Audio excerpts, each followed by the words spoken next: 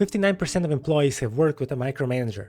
68% said that the experience decreased their morale, while 55% said that it harmed their productivity. And this is only the people that understood what micromanaging is. Dealing with a micromanaging boss is one of the top 3 reasons why people quit. Are you one of them? Micromanagement is the reason why plenty of managers fail to succeed and reach their full potential. These actions are the consequences of 3 things: the need to feel in control of a situation, not trusting others to do their job, because managers feel insecure about their leadership. Changing this pattern is hard, yet the first step is to recognize you're a micromanager. In this video, I'll show you the 11 signs you can check whether you're a micromanager or not. Sign number 1, lack of trust. This is the most common micromanaging sign, that you don't trust anybody around you. You always have to check the work of others or what they say. You don't trust your subordinates because they're just going to screw things up. They're out to get you. They're up to no good.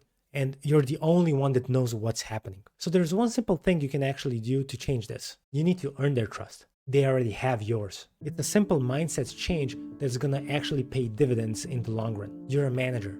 They need to know they can count on you to actually make things happen. They can come to you with their issues, problems, and everything else. Of course, some people will screw you over. But based on my experience, 9 out of 10 times, people won't, because you're placing your trust on them. Sign number 2 is that you're constantly checking in. You're checking in on each of your team members several times a day. You want progress updates constantly, every hour, every 2 hours. What are you doing? Where's this project? What's the status of this project? What's the status of this task? Tell me what you've done in the past hour, in the past 2 hours. You also hover your employees in checking their work while they're actually doing it. You're typing an email.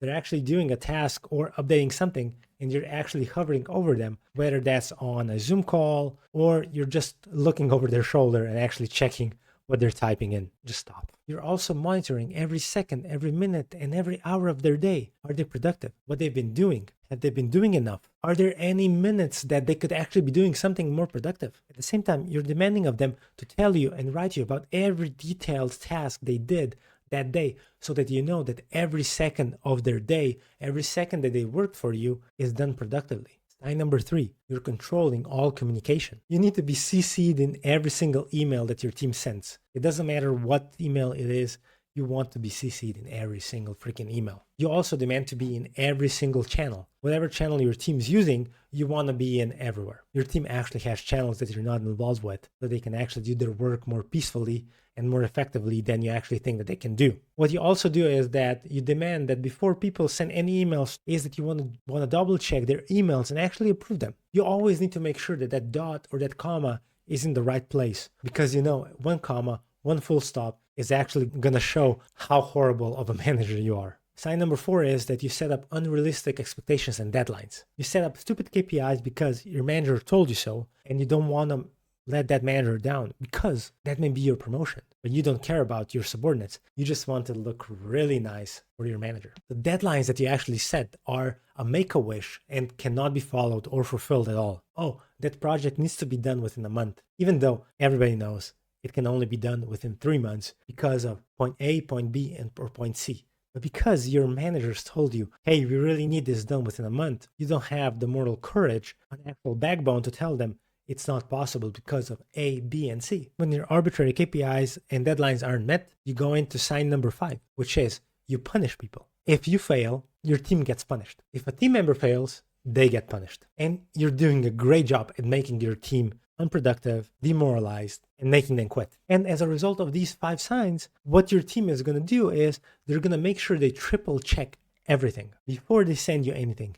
Before they send you a recommendation, before they finish a task, they're gonna triple check every single freaking thing. The consequence of this is that productivity is gonna fall and your team is gonna underperform because they're gonna be making sure that they're not gonna be punished. They don't want to be on the chopping block of your anger, of your resentment, of your hatred of them because they didn't do something the way you specifically instructed them that they should be doing. And number 6 is that you don't allow autonomy. You need to approve everything, every minute detail. Even if it's unimportant, you need to approve it because you're in charge. And as a result, you centralize all decision making. The only thing your team is good at is executing orders that you tell them exactly how they need to do them. Sign number 7 is that you don't allow initiative. It's either your way or the highway. I know what I'm doing. My way works best. If you don't want to conform, you can go away. You know what's best for the team, and every other opinion doesn't matter. They need to do it exactly like you envisioned it. You tell your team, you're here to work. I'm here to think and tell you what to do. I am the manager, after all. All of you guys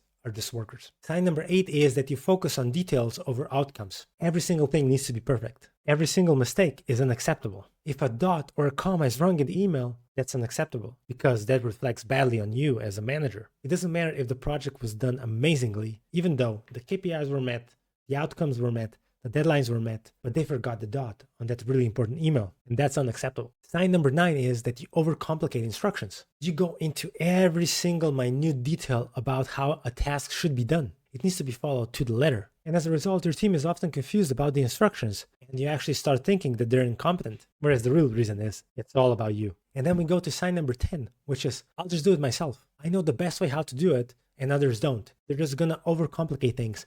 It's gonna take them a lot longer than myself doing it. And me explaining it to them how I want this to happen is just gonna take such a long time that I'm just gonna do it myself. And then sign number 11 is that you fear failure. You can't fail because others are gonna think that you're incompetent or you're a loser.